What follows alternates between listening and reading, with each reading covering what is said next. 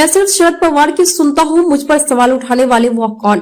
संजय राउत और अजित पवार के बीच क्यों बढ़ा तनाव? संजय राउत ने कहा कि बीजेपी राज्य में कई विपक्षी नेताओं पर दबाव बनाकर उन्हें अपने साथ मिलाना चाहती है।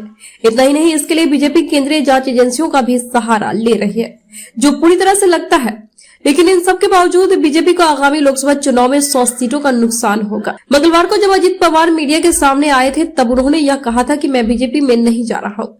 मेरे बारे में जानबूझकर ऐसी अफवाह फैलाई जा रही है। मैं एनसीपी में था, हूँ और रहूंगा।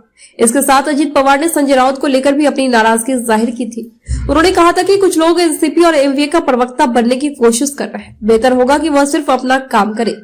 पवार ने यह भी कहा है कि वह इस बात को एमवीए की मीटिंग में भी उठाएंगे। बुधवार को जब संजय राउत से इस बारे में सवाल पूछा गया तो उन्होंने कहा कि मैं हमेशा सच बोलता हूं और बोलता रहूंगा। मैं किसी के बाप से नहीं डरता हूं।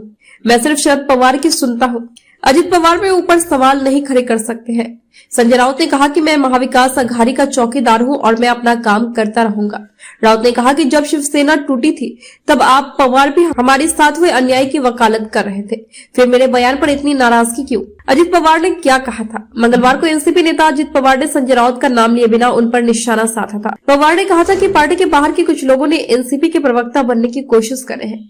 मैं यह सब आगामी महाविकास अघाड़ी की मीटिंग में जरूर बोलूंगा। पवार ने कहा कि आप जिस पार्टी के मुखपत्र है उसके बारे में ही बात करें। उन्हें अपनी पार्टी का पक्ष रखना चाहिए।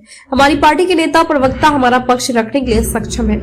लोकसभा में 40 सीटें जीतेंगे। संजय राउत ने कहा कि महाराष्ट्र में महाविकास अघाड़ी एमवीए 2024 का विधानसभा चुनाव एकजुट होकर 180 से 185 288 में से सीटें जीतने के लिए लड़ेगी और 48 लोकसभा सीटों में से एमवीए गठबंधन 40 जीतेगा।